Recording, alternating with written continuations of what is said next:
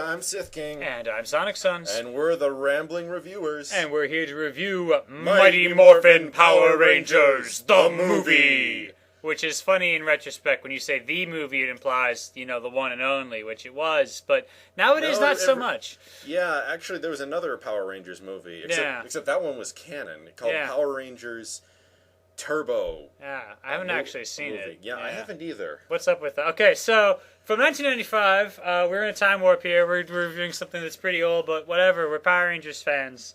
Not the most diehard fan myself. I mainly saw original series when it was on. Loved it at the time, but have not kept up with all 15 series that have happened since then. Closer to 20, but I won't beat you up for There's it. A lot. Until later. It's cool. We should have a Power Rangers ninja fight and figure out how much punishment to deal out. I don't think that's physically possible. Yeah, not necessarily for us. All right, we'll need. We're not Linkara here. Well, right. Someday, who knows? You may have a Purdy hat, but I have no magic gun. Crap. And neither did the Power Rangers. We're gonna get into that. All right.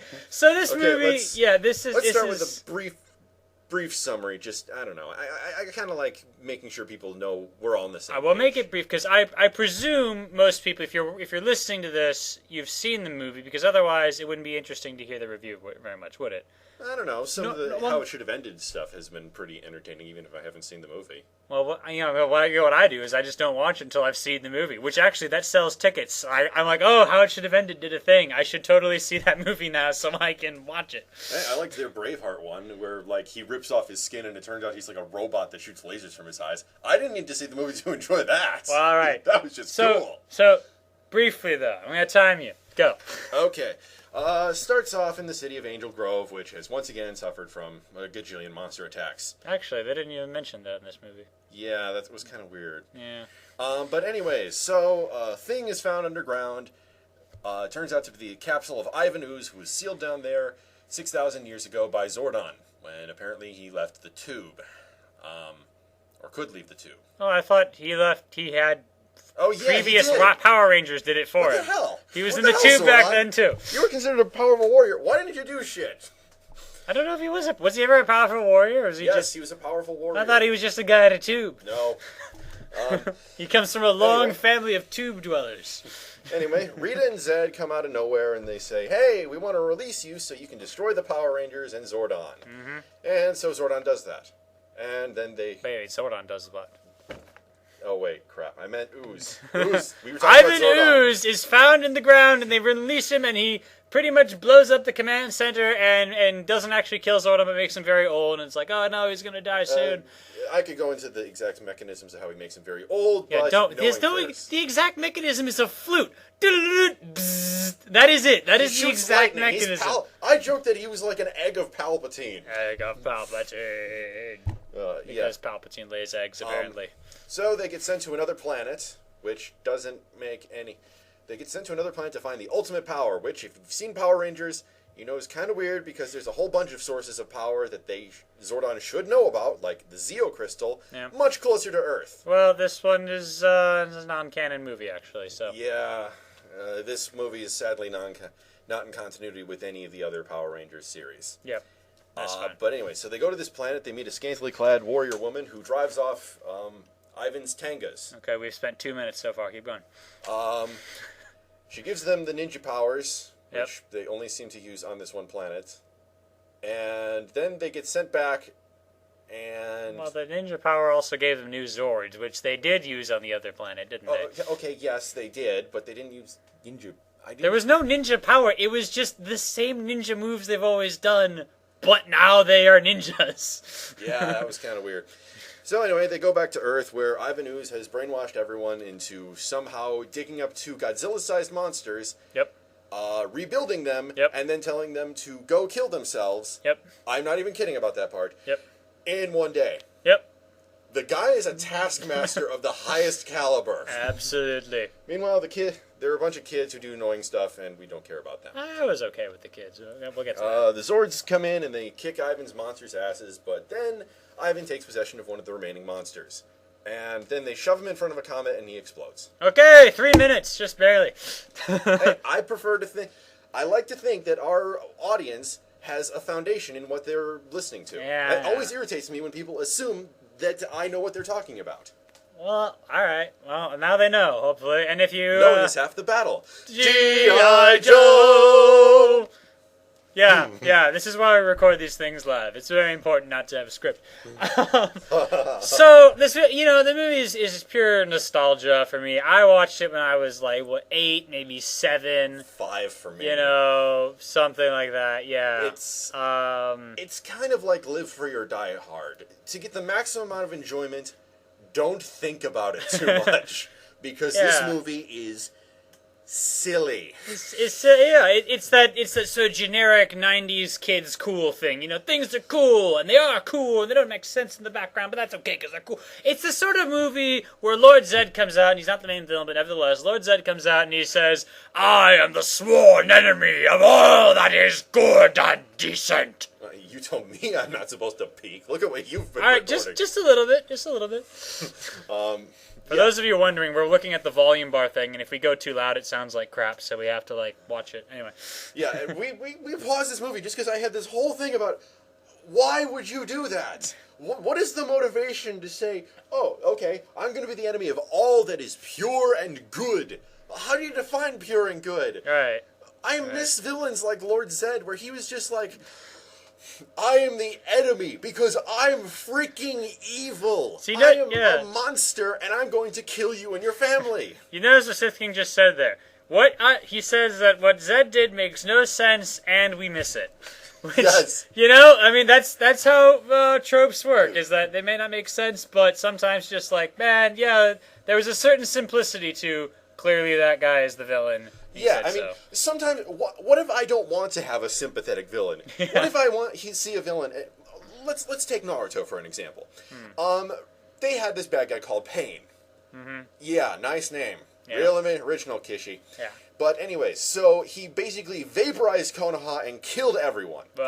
Spoiler alert. It's fine. No, it's fine. But then anyways, Naruto kicks his ass and finally says, "Tell me your story." For some insane reason, mostly because Naruto's a freaking moron. Yeah. But here's the thing. He has this whole elaborate, I'm sympathetic backstory because I had no parents and I was raised by this guy who was nice to me, but then he abandoned me, and that's why I'm evil now, so it's all okay. And Naruto's like, oh, yeah, sure, that's okay. See, now the difference between him and me is, I would have stabbed the guy in the fucking throat and laughed while I did it, saying that the guy was going to burn in the deepest pit of hell for all eternity. Naruto is kind of an idiot. But this is not about Naruto, this is about my preference in villains. If the guy had been a generic Lord Zed type villain, which I do like, I say again, I do like, that would have been great, because he's just insane, and he's awesome for being insane. Well, the second minions calling him, "Oh, your evilness! I'm so happy to serve you when we destroy the puppies and orphans." You get awesome minions, and you get awesome villains. They're just crazy, and you love them for their utter insanity.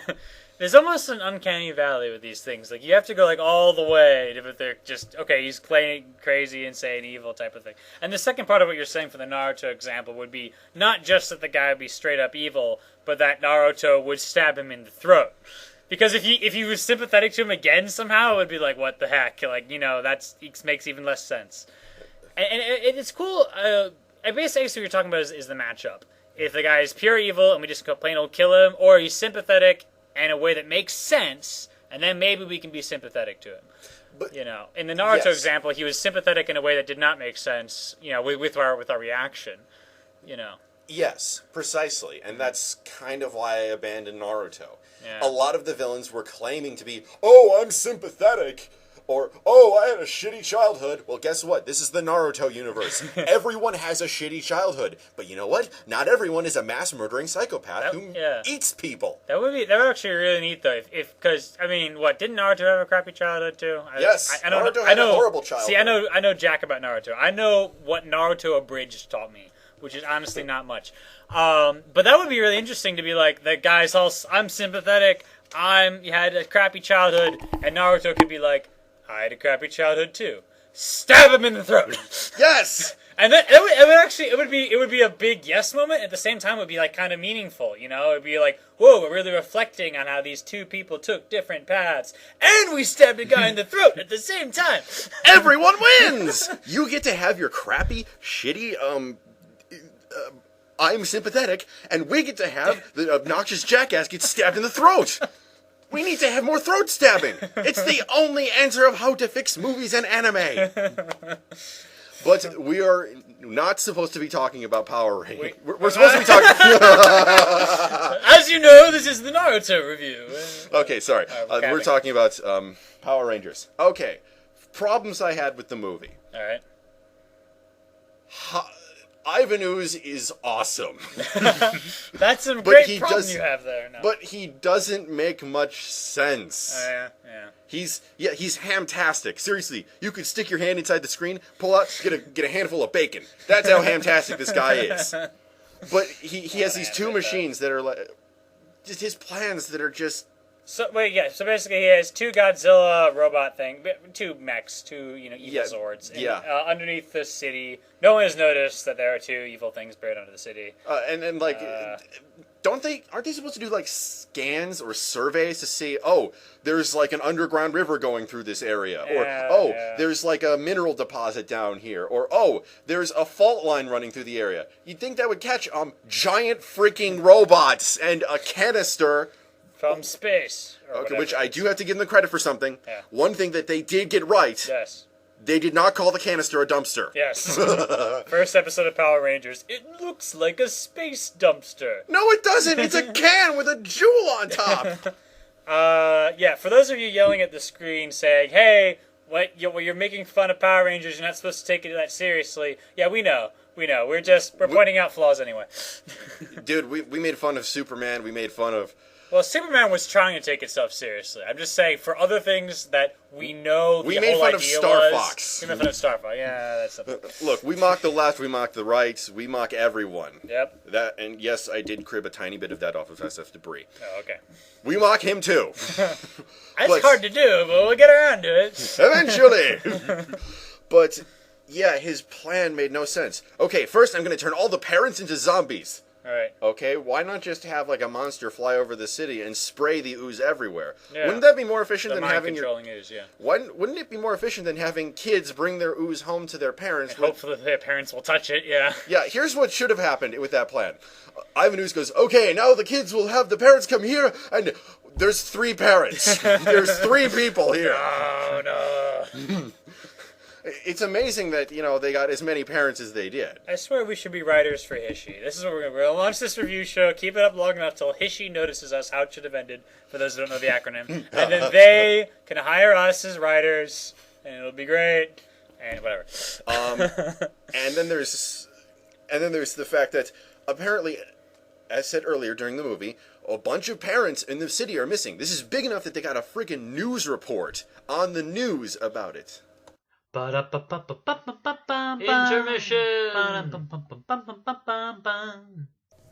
Okay, sorry guys. There's a small intermission there while the guy came to fix the internet, which, now that he's come and gone, it's actually still not fixed yet. But, so, back to you talking about the parents. Okay, yeah, so apparently there was a news report about how all the parents went missing. All of the parents went missing. Or a whole lot of them, anyway.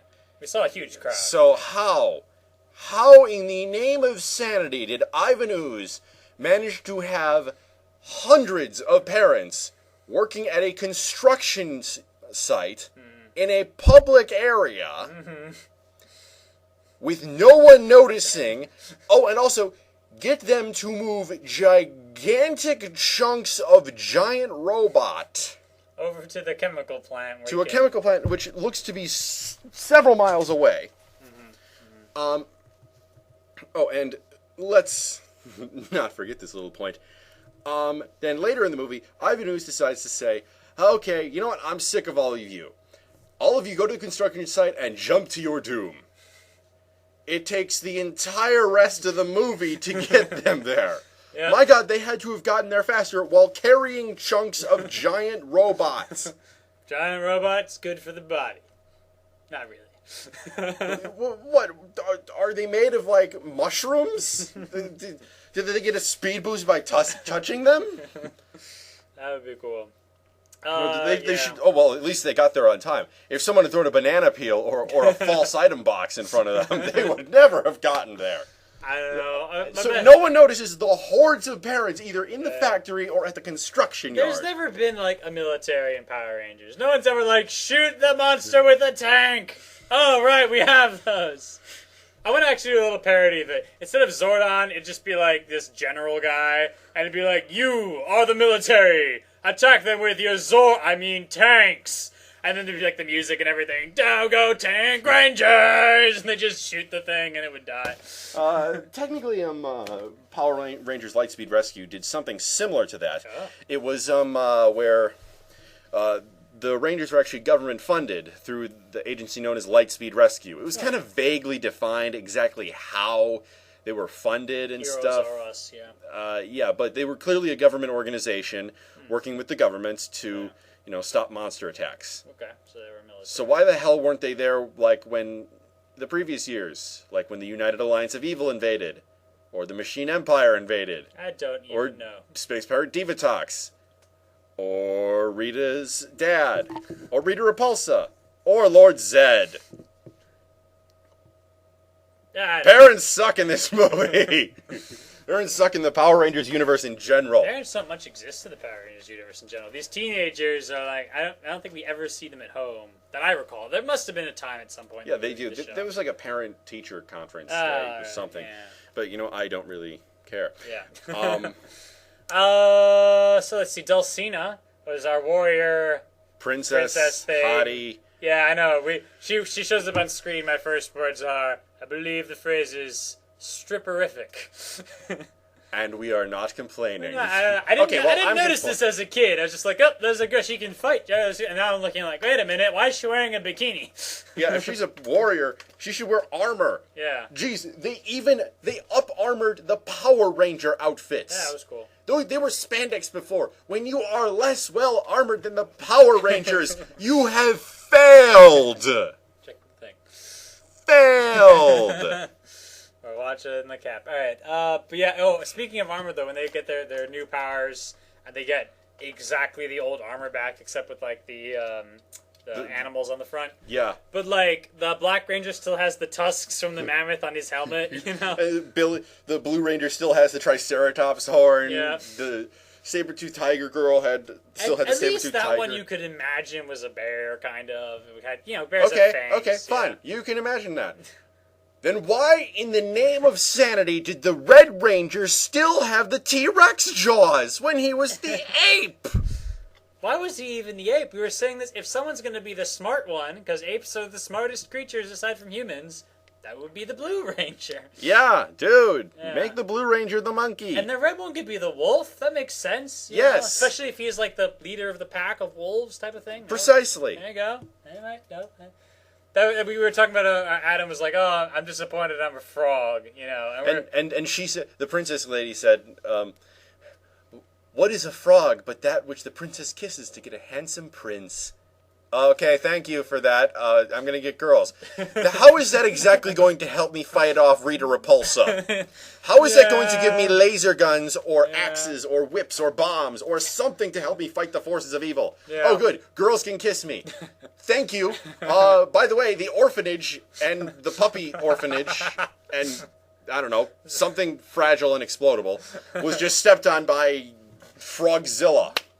Yeah, I don't know. We were talking about, they should totally, if they're on an alien planet, they should have alien creatures. Like, you are the power of the Xenomorph. Xenomorph Ranger, Dalek Ranger, Krogan Ranger, Zurg Ranger, what's the last one? Orc Ranger! Right, orcs from Warhammer 40k. Yeah. Your powers combined, I am kick-ass! Is everyone listening, have you seen the X-Men movie, the first one, they just called it X-Men? Because totally, the frog grabs on with the others, the evil Zord with his tongue, and he zaps him with lightning.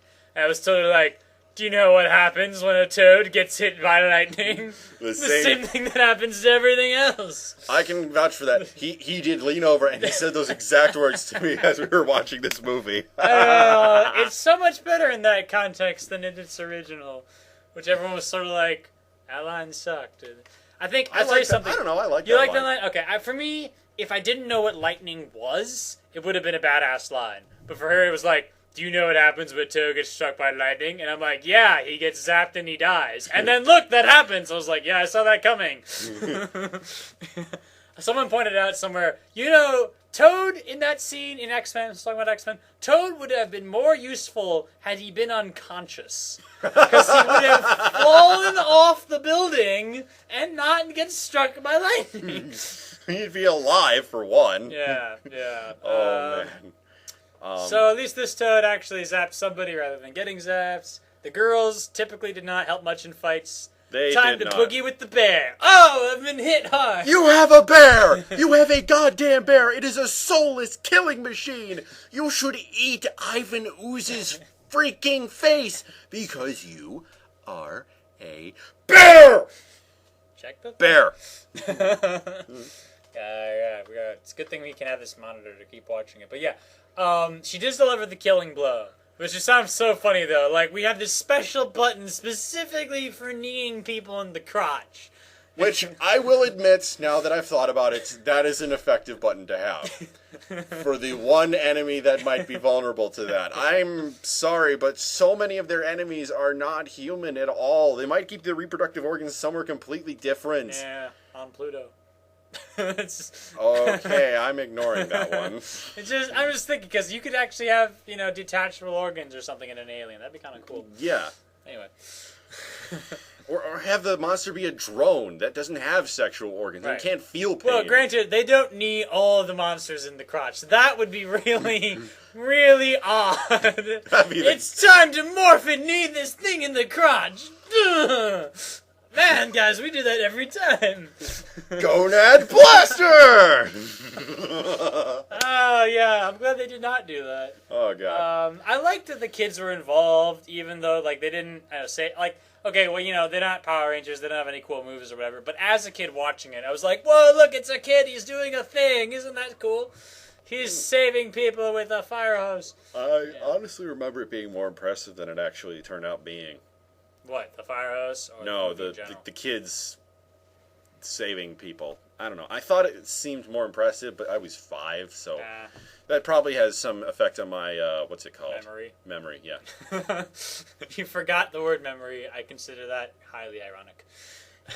Not with me.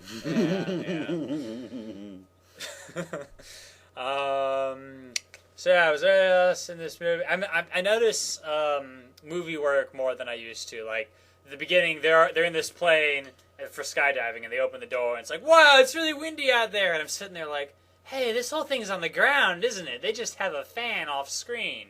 And then when people jump out of the plane, those are all stunt doubles, aren't they? I'm smart now. Oh, that's okay.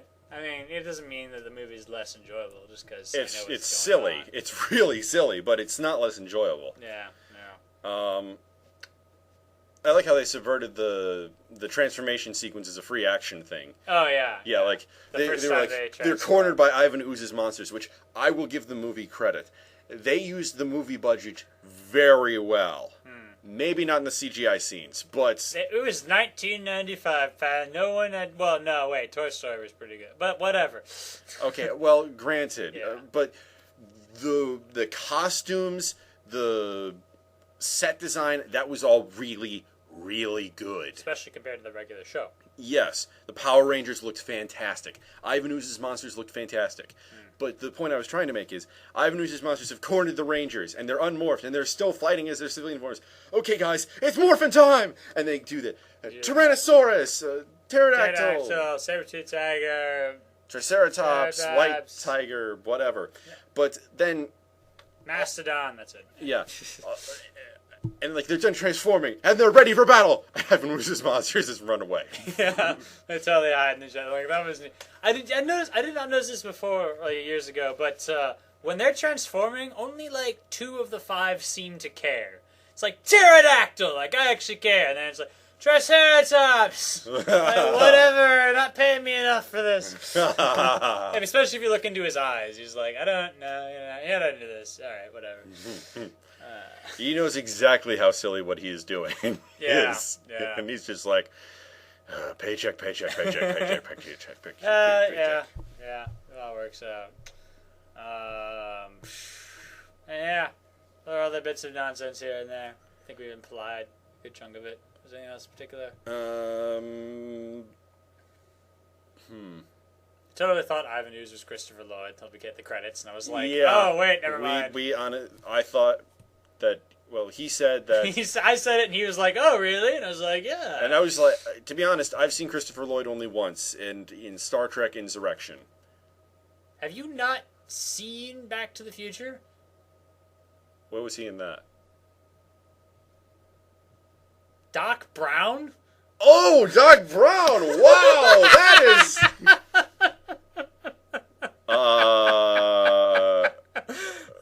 Okay, so you've seen Christopher Lloyd only a few times.